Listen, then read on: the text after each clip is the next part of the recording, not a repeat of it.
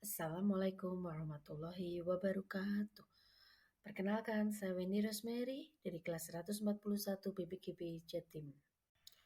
Koneksi antar materi, kesimpulan, dan refleksi modul 1.1. Saya akan merefleksikan diri saya melalui 3 pertanyaan berikut.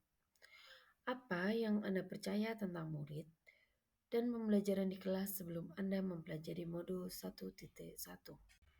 Pertama, yaitu sebuah proses pembelajaran yang berpusat pada guru. Dalam pembelajaran di kelas, saya terlalu sering menggunakan metode ceramah, sehingga murid saya diam dan memperhatikan.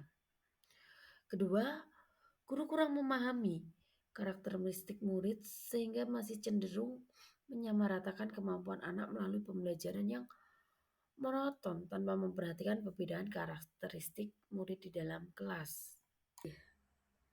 Rendahnya motivasi dalam proses pembelajaran. Saya mengamati ketika pembelajaran ada beberapa siswa yang kelihatan lemas, tidak bersemangat, sehingga komunikasi tidak berjalan dua arah, sehingga pembelajaran menjadi kurang bermakna dan tidak menyenangkan. Keempat, yaitu pembelajaran terfokus pada ketercapaian KKM dengan mengutamakan perkembangan aspek kognitif. Padahal pendidikan bukan hanya mentransfer ilmu, melainkan ada aspek lain yang perlu dikembangkan. Dalam proses pembelajaran seperti aspek afektif dan psikomotor, sehingga anak bisa mengembangkan potensi yang ada di dalam dirinya. Pertanyaan kedua, apa yang berubah dari pemikiran atau perilaku saya setelah mempelajari merubah dari segi pemikiran Kejar Dewantara? Oke, yang pertama yaitu pembelajaran berpusat pada murid. Pembelajaran berpusat pada murid adalah sebuah proses yang menjadikan murid aktif karena mereka terlibat dalam proses pembelajaran, sehingga mereka bisa mengkonsumsikan pengetahuannya. Kemudian yang kedua yaitu setiap perbedaan karakteristik murid, anak tentunya berbeda setiap individunya.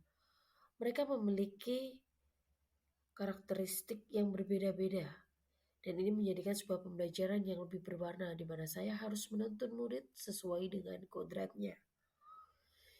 Yang ketiga yaitu menyadari bahwa guru bukan satu-satunya sebagai sumber belajar, karena mereka bisa belajar dari sekitar.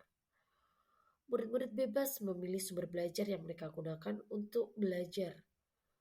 Berusaha menerapkan hal tersebut adalah tujuan menciptakan sebuah pembelajaran yang menarik, sehingga bisa meningkatkan motivasi dalam belajar mereka. Yang keempat yaitu adalah memberikan kebebasan kepada murid untuk menyelesaikan sebuah tugas dengan minat dan bakat. Menuntun murid dalam mengembangkan sebuah potensi yang dimilikinya sesuai dengan kodrat alam dan kodrat zaman.